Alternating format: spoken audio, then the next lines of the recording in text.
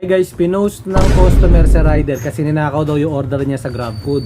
Pero nagantay naman ng mahigit 20 minutes si rider dito sa customer. So usapang no show mga paps, pag-usapan natin dito para sa mga bagong customer, para sa mga lumang mga rider, mga lumang mga customer. Will you please Para sa inyo repeat to, it? let's do.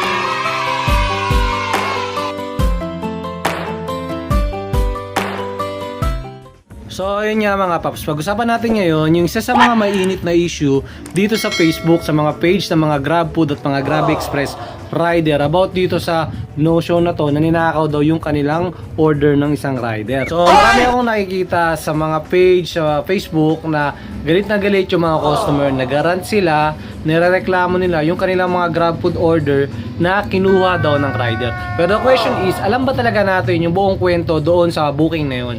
Sa side ng customer tsaka sa side ng rider. Yun nga mga paps, usapang no-show. So una sa lahat, alamin muna natin ano ba talaga ang ibig sabihin ng no-show sa GrabFood at GrabMart. So ang no-show mga paps o sa ating mga mahal na customer, ito yung mga walang nagpapakita na mag-i-receive ng order ng customer sa mga GrabFood at GrabMart order po nila. So ang no-show, ganito po siya para sa mahal namin mga customer.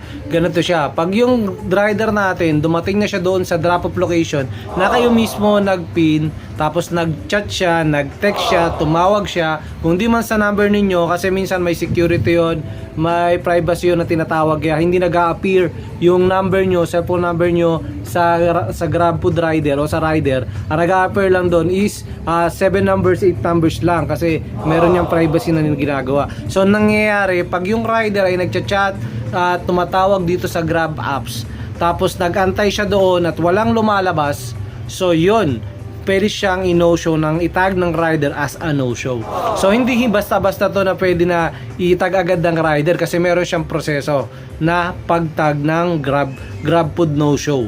So yun, so hindi siya basta-basta o nagdidesisyon na lang si rider na ino-no-show na to, whether or cashless or cash order tong order po natin. Hindi po siya basta-basta. Meron siyang 20 minutes time rule si Grab na policy na once itong rider nagchat-chat naman siya sa Grab apps, tumatawag naman siya sa Grab apps, tapos walang nagre-response, walang kumukuha, walang pupunta dun sa drop-off. So, yon, karapatan nyo ng rider na itag itong customer, itong booking na ito as a no-show. So, hindi siya galit hindi galit yung rider, hindi yun dahil sa galit, hindi siya dahil sa personal, hindi dahil gutom yung rider natin. So, which is, ito ay dahil sa isa sa mga system o policy ni Grab na no-show. Na pag ganun, 20 minutes na nagantay yung rider, tapos walang chat, wala lahat, so pabaya yung customer sa kanyang, irresponsible yung customer sa kanyang booking, so pwedeng itag yun ni rider, karapatan niyang itag yun as a no-show. Pero pwede natin sabihin,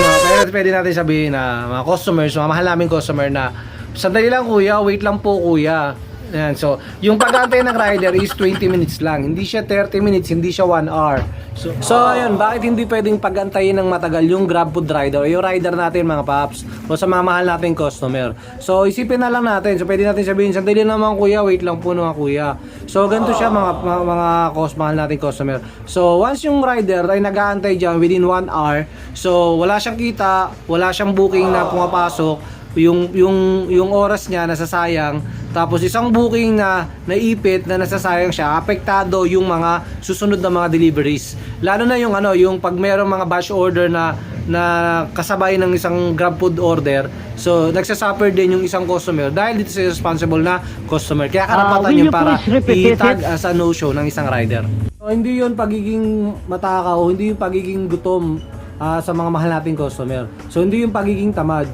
So kumbaga karapatan talaga yon ng isang rider para magpatuloy yung kanyang araw na pagbabiyahe o may deliver niya yung kanyang next na susunod na i-deliver. So yung masama pa dito mga mahal naming customer ay imbis na dumiretso tayo kay customer service ni Grab para i-report yung pangyayari na no-show yung order natin, nabayad na natin, which is babayaran naman tayo ni Grab, i-reimburse naman yung pera natin. Ang ginagawa pa natin is pinopost pa natin yung rider sa Facebook. So ano yung dahilan natin bakit i-post natin. So yun yung masakit doon. Hindi lahat ng kwento sa Facebook ay totoo. So may side yung customer at meron din namang side yung rider. At meron ding record doon sa system ni Grab. So before we post yung rider, so maigi na i-check muna natin or i-chat muna natin yung customer service ni Grab para mas safe tayo, para hindi tayo makasuhan ng Privacy Act, yung anti-illegal cyber, mga ganong keme-keme. So, doon muna tayo sa customer service, i-report natin kay customer service ni Grab yung incident na nangyari sa atin and no-show yung order natin. Huwag natin i-post agad yung rider kasi baka mabaliktad tayo doon mga paps. So paano maiiwasan yung no-show? So madali lang naman siyang iwasan mga paps. So una sa lahat, i-update natin yung apps natin at i-monitor natin yung rider. Tapos wag nating i-off yung cellphone natin just in case na mag-chat or mag-call yung rider. Tapos sumagot sa tawag o chat ng rider para updated tayo sa order natin mga paps. So natin pabayaan na pag-order natin bahala na sa buhay. Doon na lang tayo na natin sa pintuan, hindi ganon. So i-monitor natin i-antayin natin siya sa call, i-update natin siya, mag-update sila sa inyo para mas maganda yung communication na pag-deliver ng order sa inyo. So kung wala ka sa bahay na ninyo, kung ipina-deliver mo lang ito sa mahal mo sa buhay, so mas maigi na i-update natin yung rider, bigyan natin yung mga necessary na instructions na kailangan niyang malaman, na kailangan niyang pagbigyan, number na mag-receive, tsaka mag-receive, dapat aware talaga siya. Lalo na yung mga surprise. So mahirap yun kasi yung rider mismo yung nagbabahay-bahay para hanapin yung pa-surprise. So iwasan natin yun. So better na i-aware natin yung mag-receive nang sa ganun ay lumabas siya sa bahay niya tapos dun kunin mismo sa drop-off location, sa pin location kasi hindi naman madalas sa bahay talaga, sa door talaga ng customer yung pin location ng drop-off. So madalas nga yung mga kulay na mga gate, minsan pag gabi, so hindi na makita-kita yung mga instruction, kulay puti, kulay black yung gate, kulay red, so hindi na makita lalo na kung gabi. Sa araw naman, yung iba naman mga address, wala naman mga sulat. So napakahirap talaga hanapin ng exact na bahay ng isang customer. Kaya better to give all the necessary landmark or mas maganda, lalabas talaga yung customer na mag-i-receive para hindi na kayo mahirapang kunin yung order po ninyo. So yun, respeto lang sa bawat isa mga paps, mga ma'am, sa mga mahal nating customer. So yun, so be responsible lang kapag nag-order tayo kay GrabFood nang sa gano'n na may iwasan natin itong mga ganitong insidente na no-show, na nasasabihan natin yung rider na gutom o ninakaw, so para maiwasan natin yun. Though sa mga rider, so be responsible, professional pa rin na so mag-take tayo ng sometimes sa mga necessary initiative para mas mapadali yung pag-deliver natin sa customer. Lalo na yung mga konting packet naman, kung kaya naman or kung di naman kaya, so explain lang natin ng mabuti, wag natin paggalit, wag pabastos. Be professional sa ginagawa natin, so mahalin natin yung trabaho natin. Alright, so maraming salamat para sa pag-tune nyo sa video na to. Usapang no-show. Hope na may napulot kayo sa mga customer, sa mga rider, sa mga bagong customer dyan. So yun, hindi po nyo nabili yung rider na kung na-order na tayo, antay na sa bahay, kakatok, hindi ganun po.